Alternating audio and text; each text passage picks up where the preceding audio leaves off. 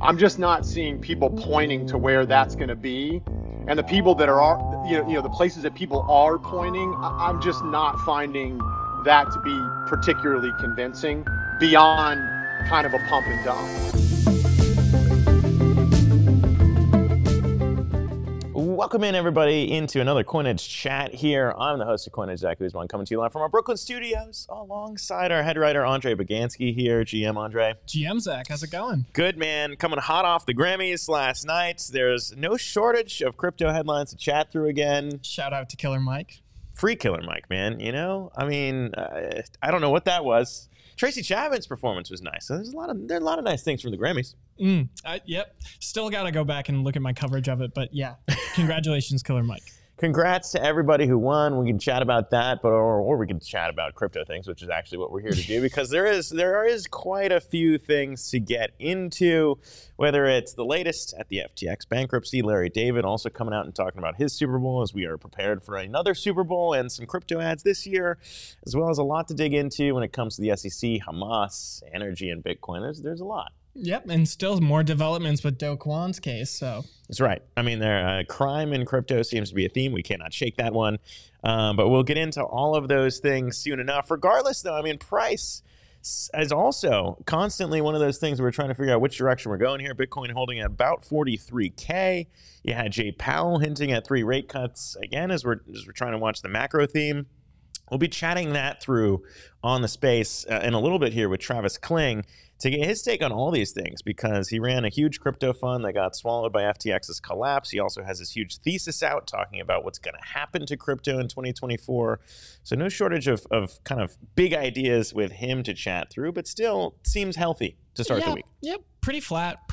I think like the volatility that, people are used to in this sense has been down. I mean, I saw a report talking about like low volatility, and I do think in that post ETF era, we're still kind of waiting for that moment of sort of price action, I guess. So yeah, normally I start my day every day looking at exactly where the fund inflows are for the BlackRock ETF, the one that's been leading the challenge against GBTC, passed it in volume last week. And it's kind of just like, okay, that's old news now, we're moving on. And that's going to slowly be building there in the background. And maybe there's more exciting things to watch elsewhere in crypto. Well, you talk about building in the background, and I think that's a pretty good transition to going over to talk about sort of FTX's bankruptcy. Last week, Andrew Diedrich, a judge, told a judge that they expect to pay people out in full who lost their money in FTX. That goes for creditor claims, specifically like customers is who I'm thinking of. But at the same time, sort of signaling that FTX will not be restarted, will not come back as a completely new exchange. And, what really stuck out to me here is they said pay back in full. And if you go and you look at this, you'll see that it's based off of the petition date of when FTX filed for Chapter 11 bankruptcy on November 11th of 2022. I mean, so much has changed, not only from the perspective of crypto as an industry, but also when it comes to prices. I just kind of pulled out some prices from November 11th.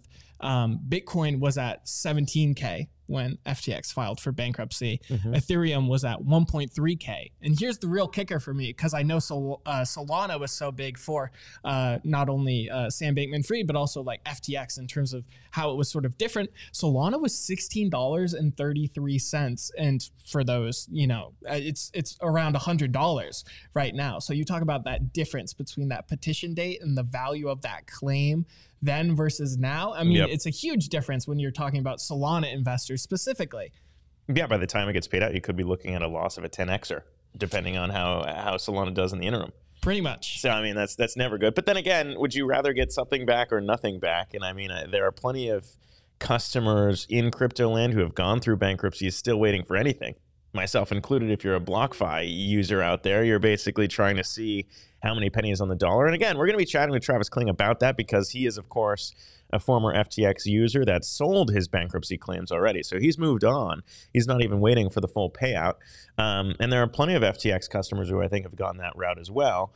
And they would be missing out, I think, on a little bit of some of this, which includes the Anthropic stake, and kind of doing the math on that, Andre, to be like, okay, if FTX and the estate is able to sell the Anthropic stake and the AI company that came up at trial, by the way, how much does that maybe play into why they're able to pay everyone back? And it's kind of interesting to think about. The judge, of course, in SBF's trial didn't care.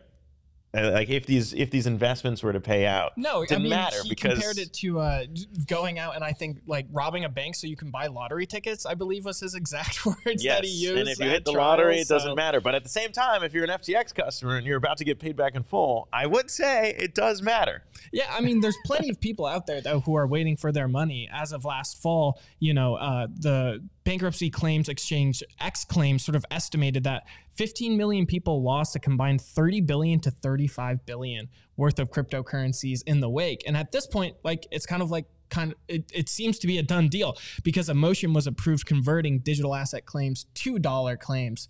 So yes, FTX customers getting a payout, maybe not what they were expecting in some sense.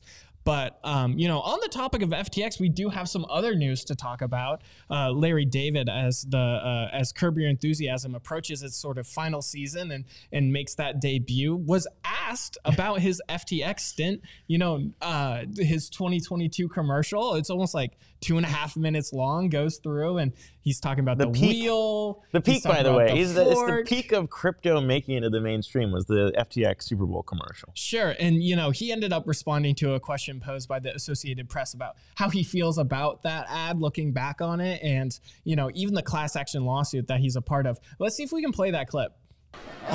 Yeah. I asked people, friends of mine who were well versed in this stuff, should I do this ad? Is there anything wrong with this, me doing this? Is this okay? And they said, yeah, this is totally on the up and up. Yeah, it's fine, do it. So, like an idiot, I did it. But, I'm in a class action lawsuit, which I would love to be part of, because part of my salary was in crypto. So I lost a lot of money, yeah. I mean, it is. We were talking about this before the show. It's very Larry David-esque to be maybe saying that he wants to be in his own class action lawsuit. At the same time, I mean, he says he lost money. Maybe that's true in terms of what he was paid in, because obviously maybe crypto prices went down. Maybe he stored them in FTX. Not exactly the same camp, I don't think. Maybe he was paid in FTT.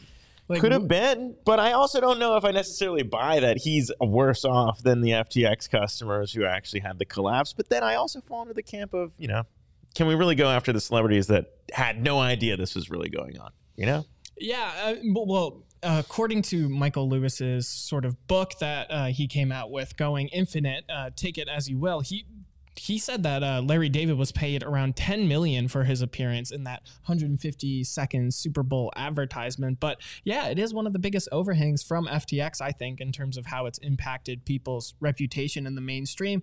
I know Kevin O'Leary, aka Mr. Wonderful, has had to sort of face scrutiny for his promotion of FTX. And again, you've got Shaquille O'Neal and Tom Brady who are in that lawsuit with Larry David.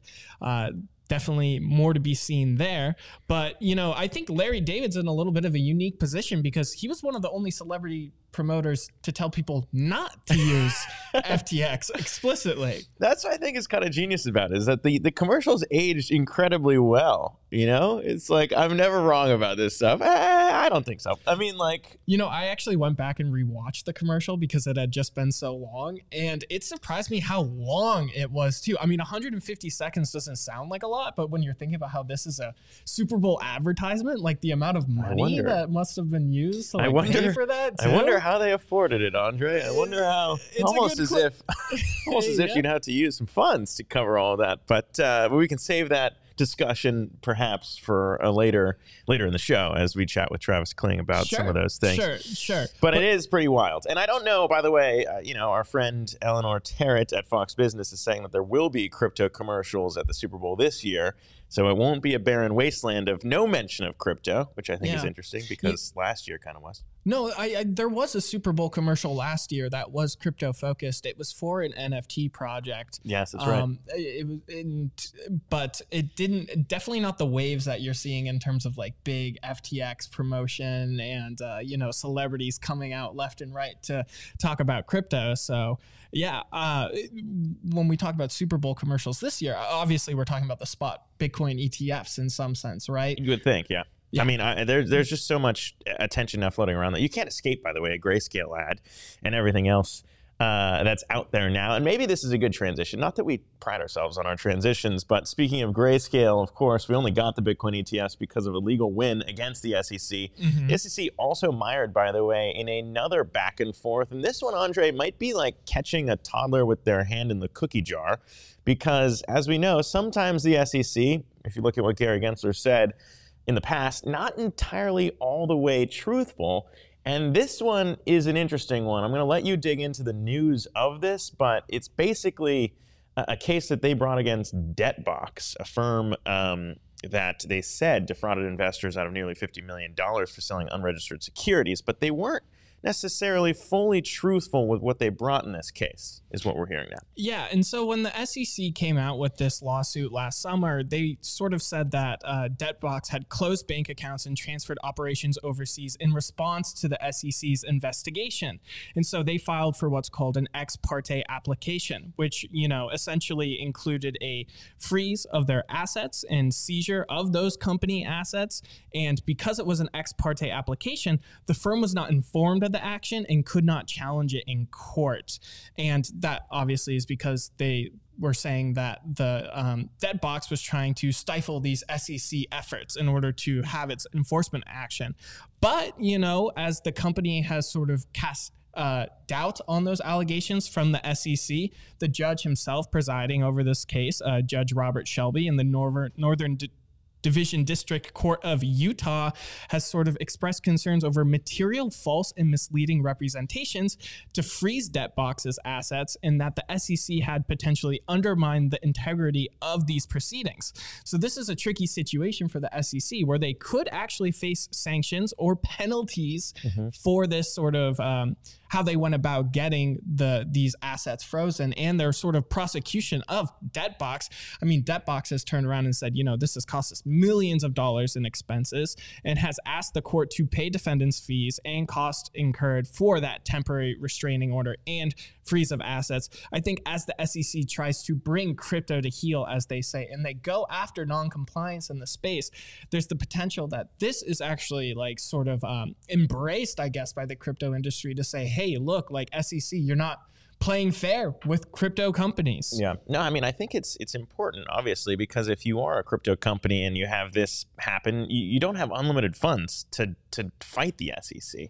The SEC, of course, kind of does, being a part of the government in terms of having a huge budget to turn to really press these things. But you're right. I think a lot of people in crypto have rallied around this one because the SEC admitted to not fully presenting the facts, though they did say that they didn't do that on purpose, which, you know, maybe you can take that one with a grain of salt. But it's tough to watch because you do have a company that basically did get destroyed, for lack of a better term, in having to battle this. And, you know, it's no skin off the SEC's nose in terms of going back and forth with this one. It's tough. Yeah, you know, one of the... And if there aren't consequences, by the way, what's preventing the SEC from doing it? Well, I wanted to hit on that because in terms of the consequences, the SEC has come out and sort of said, like, hey, we're gonna make sure these people get the adequate training they need in order to make sure that this kind of stuff doesn't happen again, and that sanctions are not needed in this case. I think one of the sort of interesting things about this for me is this idea that the SEC is coming and asking for this case to be dismissed without prejudice, meaning that they could potentially bring like charges against Debtbox in the future. I think for me, like if it's dismissed with prejudice, I think that is sort of significant in the sense of like sending a message to the SEC, I guess. Yeah, no, I mean, I think it's important. And of course, you know, I'm not here to say that there aren't needs to clean up crypto. And I think we can shift into that one too, Andre, because obviously there are needs to clean up crypto, and we've seen that over the last year. And the latest update there is tied back to Binance and what we saw with them potentially facing, well, actually already facing these criminal charges around money laundering and Hamas and the like. But this one's a little bit different because we've seen the criminal, right, the DOJ pursuing this and the SEC, of course, pursuing their case. But now a civil case being brought against the families affected by Hamas, now coming after Binance, and that is a separate, I suppose, issue that now Binance would have to clear up. Yep. And so like a hostage that was taken by Hamas, and families of the victims have filed a class action lawsuit against Binance, the world's biggest cryptocurrency exchange. And this really stems from the criminal fine that Binance agreed to pay of $1.8 billion last year, you know, sort of saying that Binance let Hamas engage in activity on its platform and had violated banking laws. I think for me, I wanted to pull this one out because we talked a little bit earlier in the show about Larry David and this idea that the celebrity endorsements that FTX once pursued really are sort of like an overhang in crypto. I think that the mainstream sort of like engages with. And I think that this issue in terms of like illicit use of Binance's platform could be one of those that sort of becomes dragged out in a similar sense, in my opinion, where it's this idea that Hamas at one point had used Binance's platform. I do think that in terms of like the sort of mainstream representations of crypto, that this is something that could potentially linger for quite a long time as lawsuits like this work their way out, Zach. Yeah, and I feel like, I don't know, obviously a lot of people have looked back to historical precedents when it comes to the government going after banks that have enabled similar crimes, in that money laundering, of course, is illegal. And HSBC is an example that a lot of people point back to in terms of that bank enabling Mexican drug cartels and the victims, certainly, that are attached to the funding of Mexican drug cartels.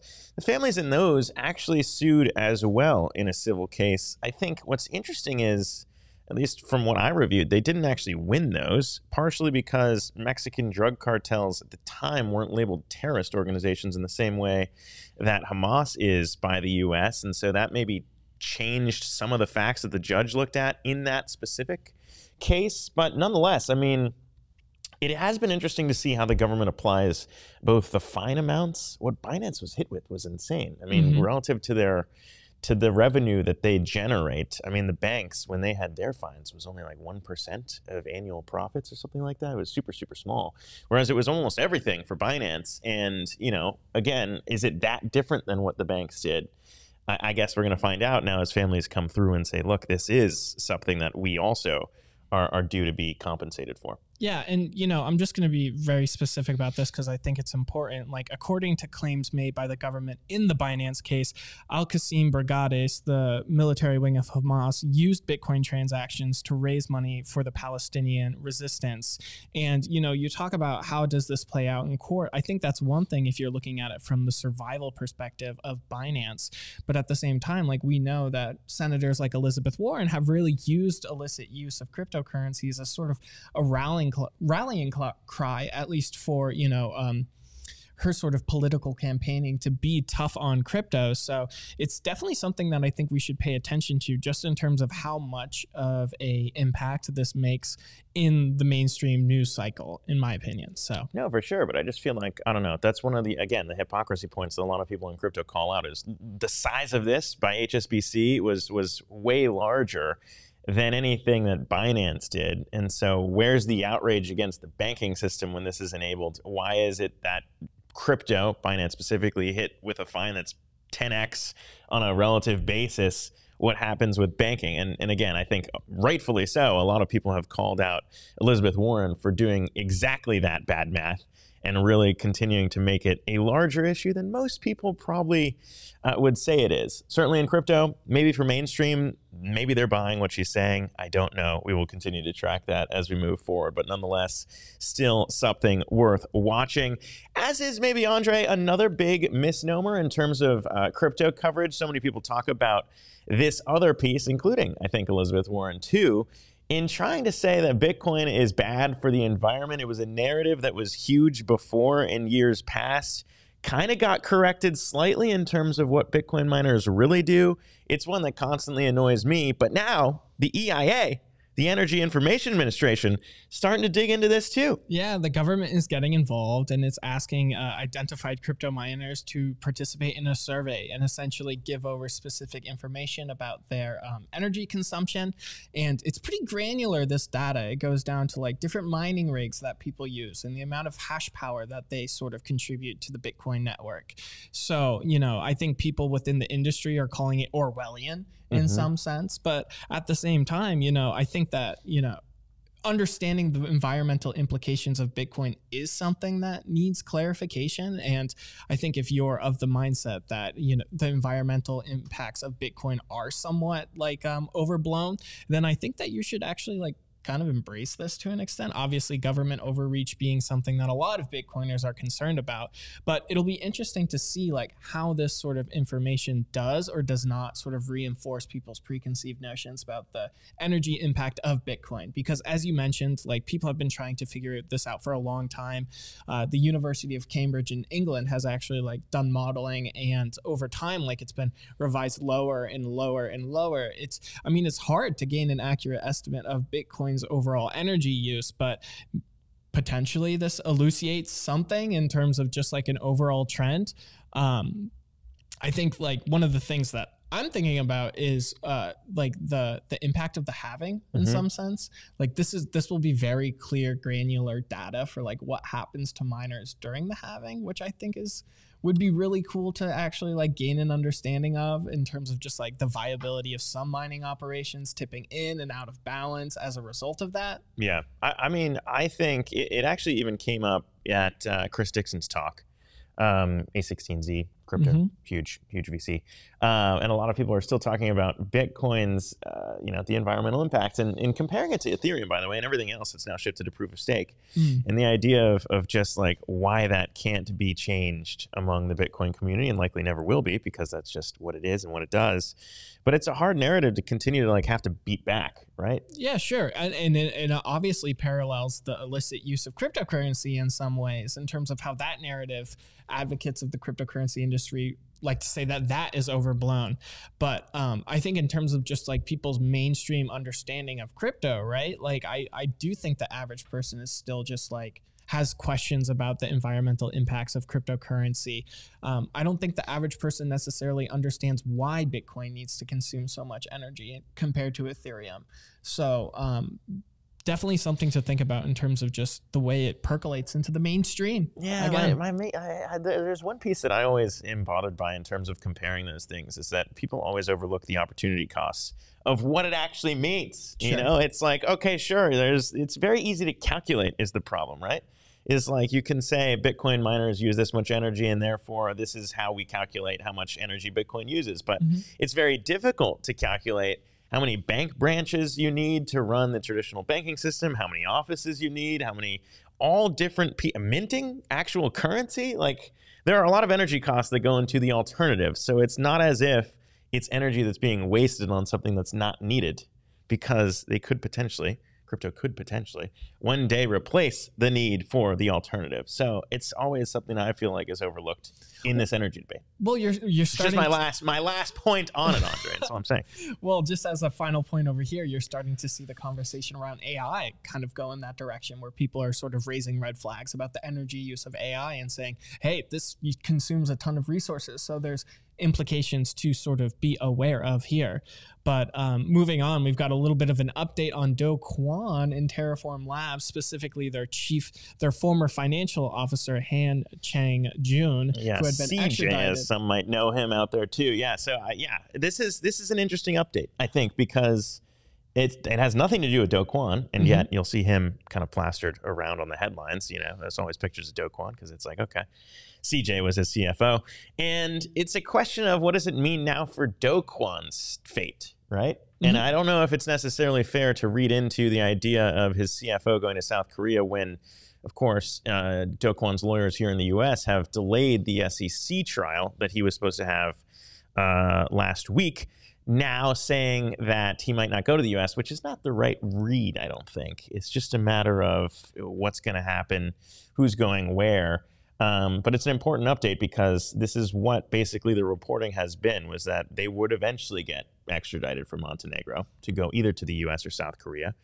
And, that's essentially what happened here.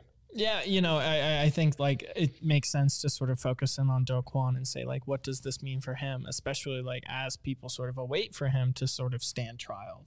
You've got the DOJ and the SEC cases as well, but it is significant in the sense that these people entered prison in Montenegro together, arrested, trying to leave the country using forged documents, and Yeah, you know, one of the things I found interesting looking at sort of what he potentially faces, like a statement from Montenegro officials say that, you know, the charges that he's going to be brought up in South Korea, fraud and financial and related to fraud and financial investment services, he could potentially face life imprisonment is sort of what the Montenegro officials said. That struck me as a pretty harsh penalty. The Korean prosecutors have come out swinging from the get-go in this case because, you know, they clearly definitely want to, I think, win the extradition battle between the U.S. and South Korea, mostly to set an example, I believe. Also, there are a lot of victims in Korea relative to the U.S., if you think about where this project was based and what happened. But yes, I mean, it's very similar to the idea of SBF, right, in the U.S. It was the prosecutors here had an example to set and sought with that. We'll see what the final sentencing is for SBF come March. But, you know, the example needs to be made, and that's definitely the talk that they had leading into it was extradite him here. We're going to pursue a very serious penalty. Look, the facts are going to come out. If you listen to what we've heard from the CEO, the new CEO at Terraform Labs, Chris Amani, I mean, look, they're going into this SEC battle in court saying basically that the facts that the SEC has presented, the facts that are out there, are incorrect, that none of that happened. Of course, we at Coinage had the first interview with Do Kwon. You can go back and listen to what he said. We are already digging into that footage as we speak to review just exactly how that admission of what happened back right after the collapse matches with what they are now saying in the documents they're presenting to the courts. So it all gets very interesting, Andre. I mean, as we saw with SBF, the arc of justice, what is the saying? The arc of justice is long, but bends towards, nah, that's not right. I have no idea what you're talking about in terms of the arc of justice. Point being is that justice takes a while, is all I'm saying. Yeah, you know, and you talk about taking a while. I mean, the fact that we're pretty much done with SBF and sort of no second trial waiting for those charges in March, I mean, like the Terraform Labs is still playing out. It's interesting to see how each sort of case has their own sort of pace, and obviously, like being two massive black swan events, I think that, you know, I will always be thinking about, like, does Do Kwon get the coverage that he deserves compared to SBF? Because, you know, SBF had Larry David, but the collapse of Terra obviously triggered this huge domino effect. So yes, more to be seen on that front. Indeed, indeed. As we wrap up those news stories and await Travis Kling, Ikigai Asset Manager, founder, joining us momentarily, we check back here at the price of Bitcoin, Andre, as we've been looking to what is expected to be a very busy year for crypto in 2024. And Travis, I think, is a great guest to have on, just kind of given a lot of the narratives we've been battling back and forth on in terms of, is this Bitcoin's year with the big Bitcoin ETF approvals? Is this ETH's year with potentially an ETH ETF getting approved by May, depending on what happens at the SEC? Or is it altcoin season? And like really what's been going on there?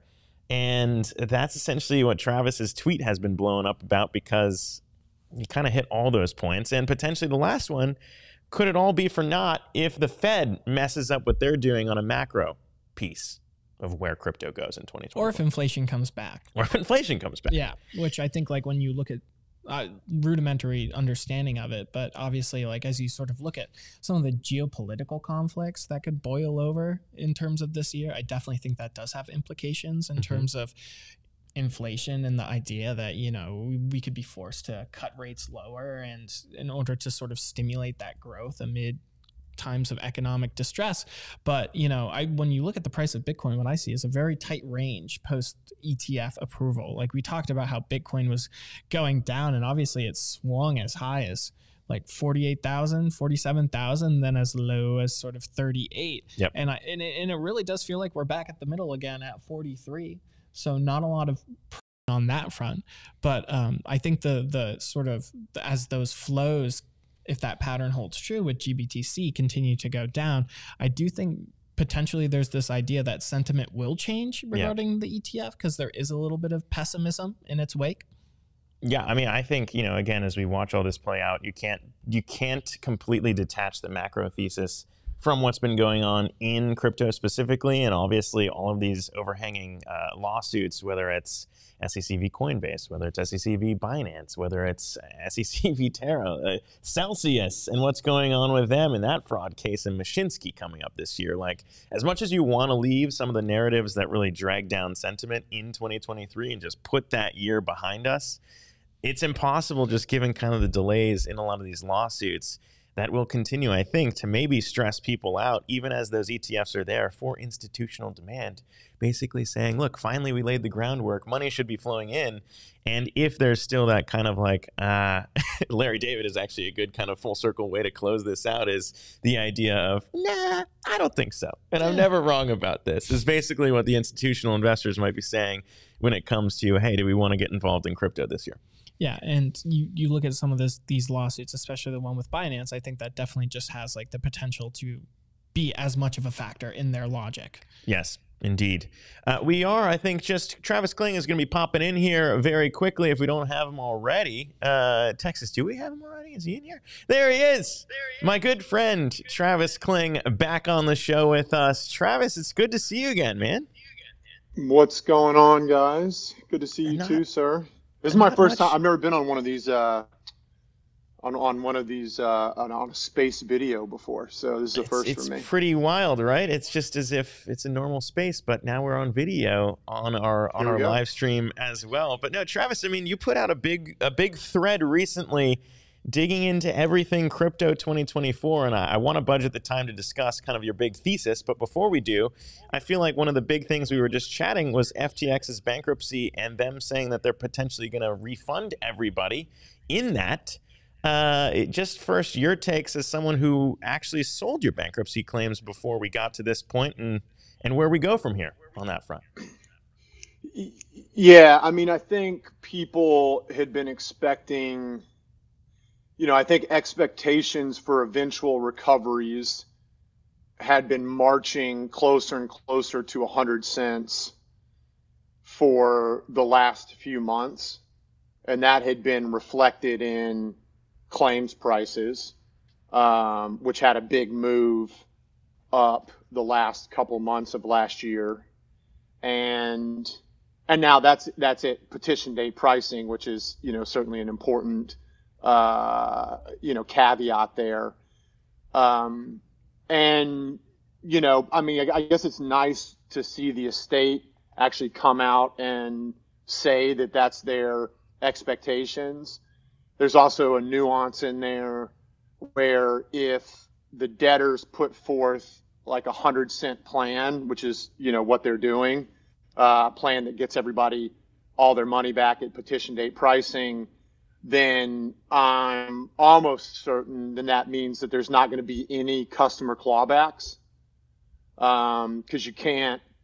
It's just sort of my understanding is the way the bankruptcies work is that if you have a 100-cent plan, then preferences basically don't come into effect. Those only come into effect if you're planning to return less than 100 cents on the dollar for creditors. So yeah. That certainly matters for a number of folks as well too. Looks like they're not going to restart. We've talked about it for so many times, and I don't want to belabor the point with you too, because you've been nice enough to come on with us like 5 times, I think, maybe to discuss the FTX bankruptcy, and I feel like each time we have you on, it comes up at some point. But if you were just to step back and think back to that moment when everything was hitting the fan, and now we're here potentially where we could see that in terms of making people whole completely from the petition date. I mean, like, when you think about how this could have gone, how bad it could have been, like, what are your thoughts just in terms of how we arrived here now? Yeah, I mean, I put out a tweet a couple days ago, last week, whenever there was the hearing where the FTX estate was announcing, 100-cent plan, and they're not going to restart the exchange. And I basically just said, it's a lot better than what people were thinking initially, and it's still not nearly as good as it could have been. And I think that's how I feel about it. Yeah, getting all the money back, in the initial months after it happened, November of 22, December of 22, first few months of 2023, getting 100 cents back was wildly beyond what folks' expectations were. But then at the same time, the fact that they are returning 100 cents on the dollar, it's had very little to do with like how good John Ray has done. It is not a function of him doing a great job or Sullivan and Cromwell doing a great job that is getting customer creditors 100 cents on the dollar back. It's just the way the facts laid out in the bankruptcy, the way that this thing sort of progressed, the fact that Solana was up 900% in calendar year 2023, the fact that, you know, this Anthropic position they're going to sell for a bunch of money. The debtors, Sullivan and Cromwell, John Ray, they didn't really have anything to do with that. You know, and I am, you know, I'm explicitly saying that these guys did not do a good job. And I want to be very, very clear about that. And we'll see. There was an independent examiner appointed to the bankruptcy case after a series of appeals. Sullivan and Cromwell was trying to block an independent examiner from being appointed and making up excuses for why there shouldn't be one appointed. There is going to be one, you know, now there is one appointed. We'll see what that examiner ends up finding, but you know, I don't know. Yeah. It's kind of nice that I don't have to think about it all day every day anymore. I would agree with that. And I feel like it's definitely something that, again, you helped us cover back in the day. And at coinage.media, people can go check out kind of a dig into, I have it up here, Texas, kind of a dig back into, SBF's fears around what happened with Sullivan and Cromwell in terms of where a lot of those costs might be going. And I remember chatting with you about that. But what is in the past, perhaps we leave in the past for now. And looking ahead to 2024, Travis, like you said, your thread got a lot of traction because I think a lot of people, including myself, respect your opinion on these things when it comes to trying to figure out what's going to happen moving forward in crypto. And I'm not entirely sure where we should start because you threw a lot at everybody, but one of the main themes I think was, is crypto even really doing anything? And you've been in the space 6+ years. I'd be curious to know what you mean by that and what you kind of pair that with. And when you say Bitcoin getting to 150K or kind of up there in a lot of these all-time high conversations we've been hearing from people is basically now assumed as a sure thing. Yeah, I mean, the first thing I want to say is it's not financial advice. I want to be real clear about that. I'm wrong a lot, wrong often, and you know, people just need to be very, very careful. There's an enormous amount of risk investing in the crypto ecosystem in general, and there's an abnormally large likelihood of partial or total loss when you deploy capital into this space. That being said, this Bitcoin ETF combined with the Fed starting to ease, combined with the halving, to me, you just put all of that together and it's just these are structural tailwinds that I think allow for Bitcoin to march back towards all-time highs without having to be super worried about the specific catalysts that will drive incremental flows into Bitcoin that will get us from, low to mid 40s where we are right now up into the high 60s and beyond. Because I just think those reasons that I just listed are kind of enough to get you there. And we never had a setup like that before. I know we haven't had a setup like that before, and I also feel like I don't know if you get nervous as someone who has led a crypto fund before. We basically have had 3 guests over the last 3 weeks all come on and say it should be your base case that Bitcoin comes and hits 125K-ish this year based off the halving the Bitcoin ETFs. Motley Fool's out with a prediction that Bitcoin will reach 150K in 2025, so that was actually even a little softer. But I get nervous as someone who's covered financial markets for a while. When the base case becomes that bullish, it's almost as if doesn't the expectation now swing to the other side if some people might be all in one side of the trade? No, I get that. And I did want to, in that tweet thread, I explicitly pointed out that I wasn't really making a guess about how far beyond prior all-time highs we're going to go. 125K, 150K. I would take the under on 150K for the peak of this coming cycle, and I might take the under on 125. I think I probably, even money, I think I probably would take the under on 125. But and that's why I kind of wanted to explicitly make this call that it's a walk back up into the high 60s. That's what I think. We don't need all that much work left to do. And it's just, and I do get it. And I have been an investor professionally for a long time, and I understand your sentiment, and I get it. And you're constantly trying to look for ways to be wrong, right? Where can you be wrong in that thesis, specifically with Bitcoin, never mind, the rest of the thesis as you trickle down to the rest of the space.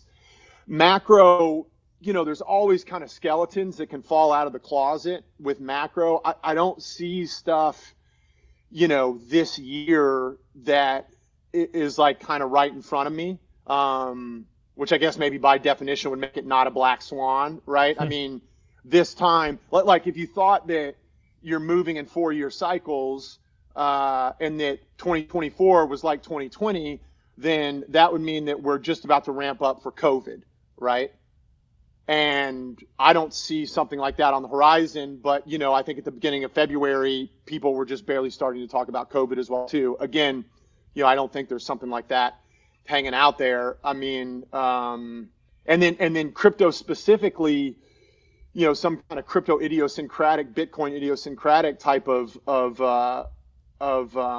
negative catalyst. Again, I struggle to identify exactly what that's going to be. I think there's a path where potentially, if Democrats win big in November, you could see some choppiness for crypto broadly over the following couple years. Because I think the election is going to matter for crypto for sure.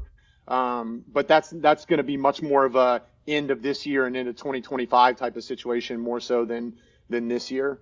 Yeah, no, I feel like that's another big piece of what you've looked at in terms of trying to explain what can happen in crypto this year is that battle back and forth between Bitcoin, because obviously it's the granddaddy of all cryptos. It basically is half the market. And if you look at Bitcoin dominance, still holding there at about 51%-ish in terms of being more than half of the market.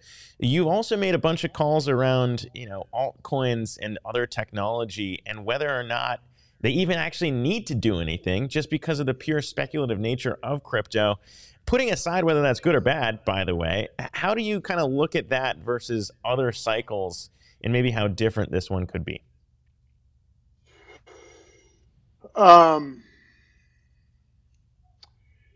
Yeah. So the thesis that I laid out, was based on the 6+ years that I've been doing this full time and how last year shook out and how it looks like this year is starting to shake out. And then just kind of comparing that to prior years and prior point in the cycles and previous cycle, 2023, if you believe in the 4-year cycles, 2023 was supposed to be like 2019. 2023 was not really like 2019.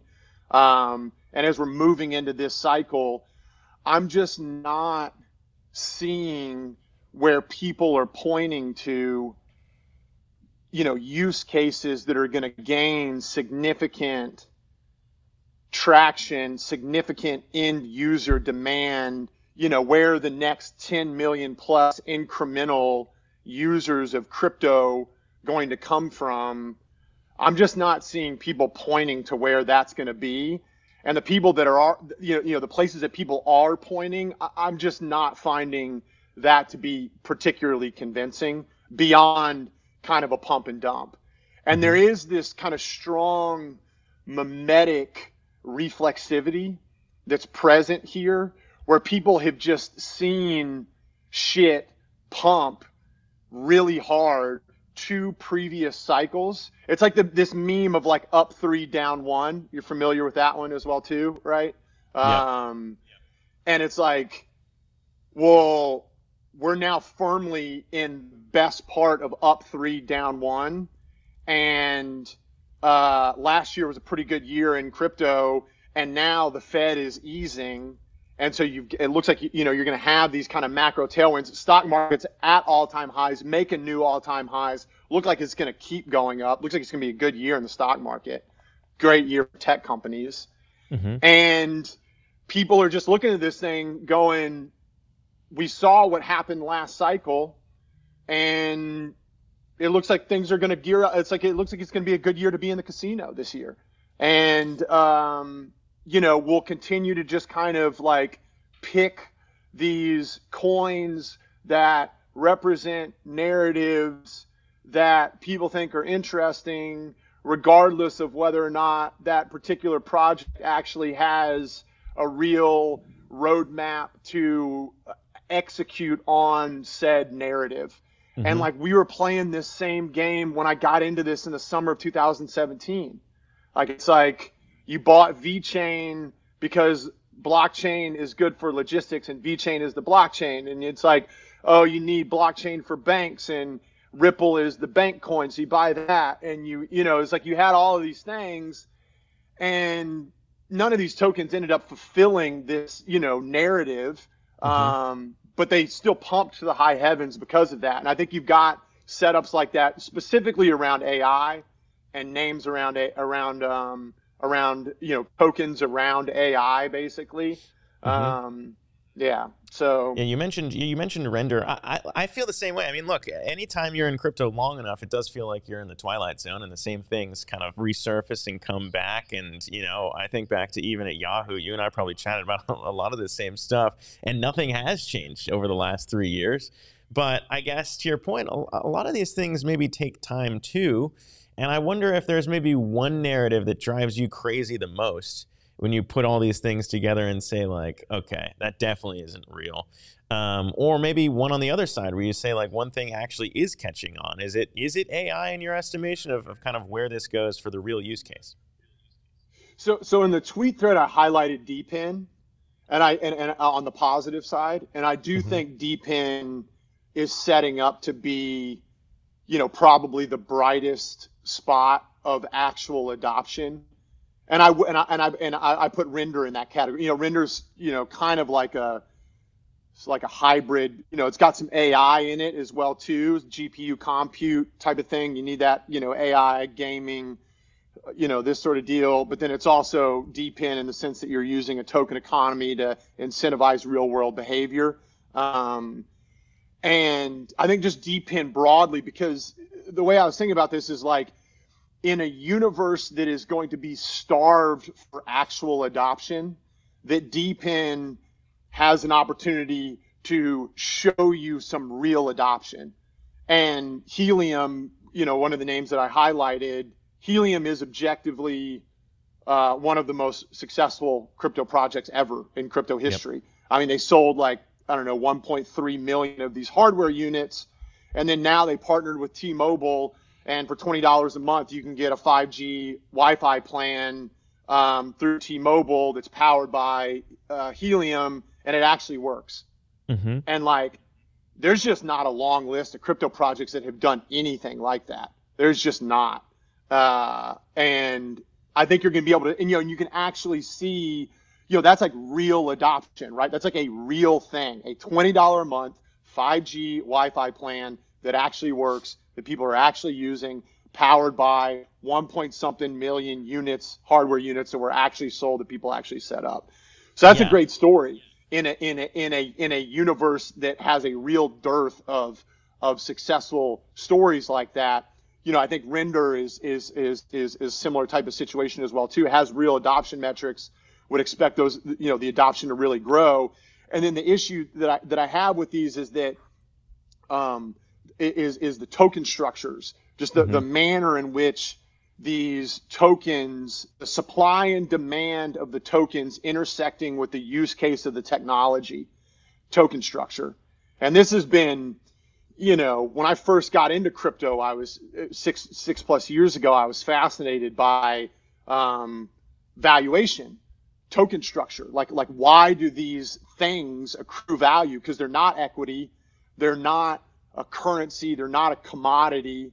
They have aspects of equity-like features, they have currency-like features, they have commodity-like features, but they're not, they don't exactly fit in any of these buckets. So like, I came from, basically starting my junior year in college, the only thing I did was value things.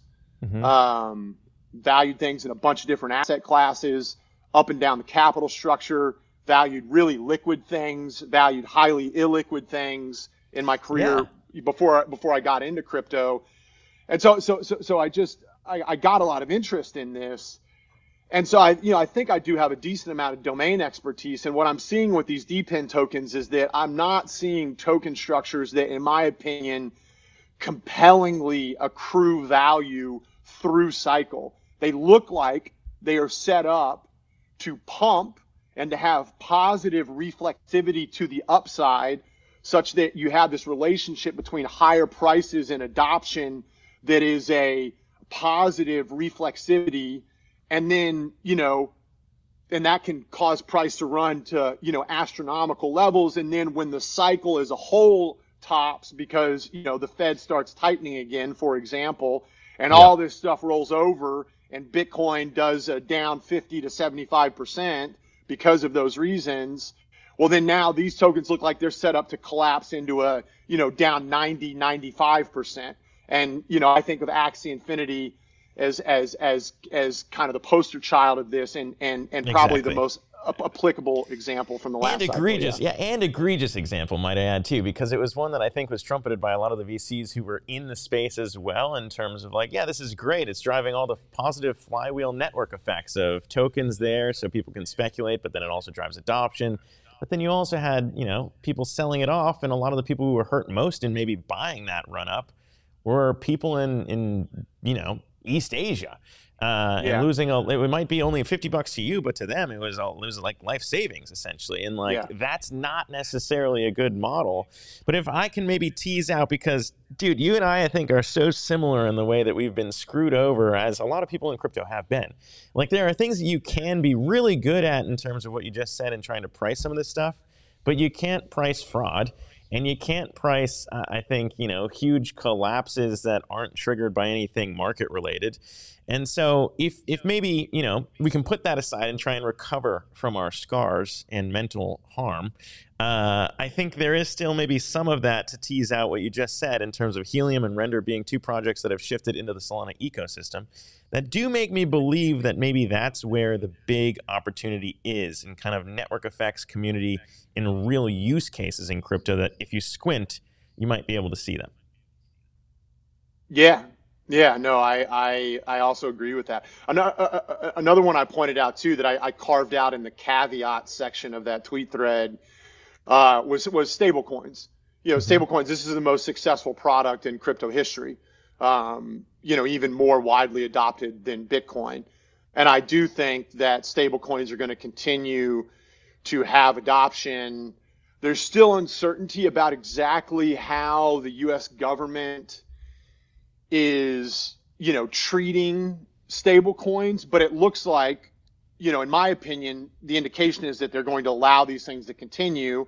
And I just highlighted Solana's partnership with Visa and stablecoin payments, Visa using stablecoin payments on Solana, and that kind of thing, you could just see that having, really large scale adoption in the coming cycle, and that being a positive boon for the price of Solana, and that being, a specific example of actual real world use cases that drive incremental adoption, driving, fundamental value accretion to a token.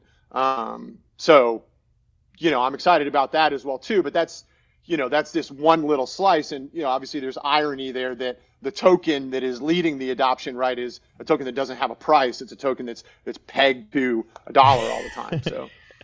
Sure. And it's kind of like the same craziness that was around stablecoins and USDC losing market share because people actually knew that its funds were held at SVB, and SVB was going through problems. And Tether, no one really knew where that money was. And so you can't be caught in a banking collapse if no one knows where you're putting your dollars to back your stablecoins are. It's a weird thing to think about, man. It's almost like better that people don't know.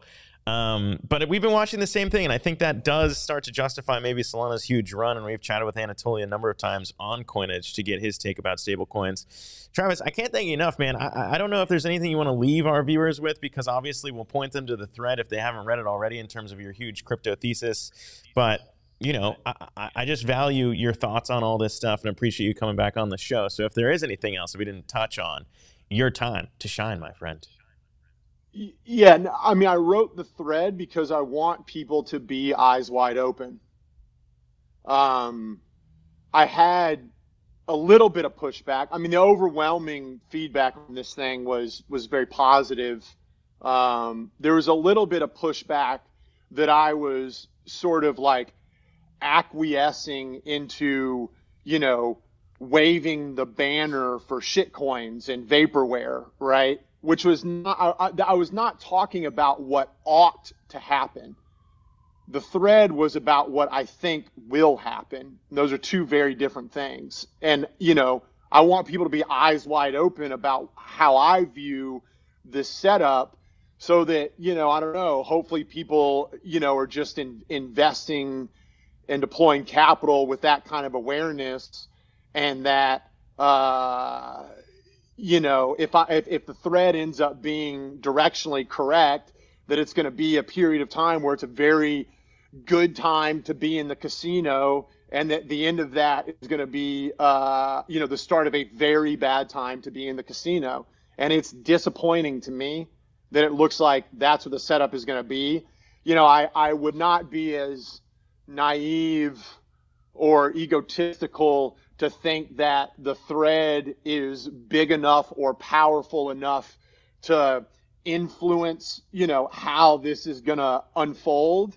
But I don't know, maybe on the margin, if a lot of people are keeping this thread in the back of their head, that, you know, maybe it can shift people's behavior a little bit on the margin in some way that's to the positive benefit of the ecosystem as a whole. So that's also our dream as well, man. You mentioned a lot about tokenomics. You mentioned about aligning incentives to kind of avoid the pump and dumps. You know, I think trying to build with real use cases in mind is very much why we're here as a community-owned show. And so I appreciate you coming on to share your thoughts again. Travis Kling, the founder at Ikigai Asset Management there. Travis, as always, thanks again for the time, man. Really appreciate it. Always a pleasure, Zach. Talk to you soon. All right. Likewise, sir. That'll do it for us here on this edition of Coinage. As always, we always highlight the recaps, the headlines, everything you need to know in crypto every Monday at 10 a.m. Eastern. And you can catch all the other headlines we didn't have time to address at coinage.media to co-own our project. Head there to learn more. We'll chat again soon. Thanks, everybody, for watching.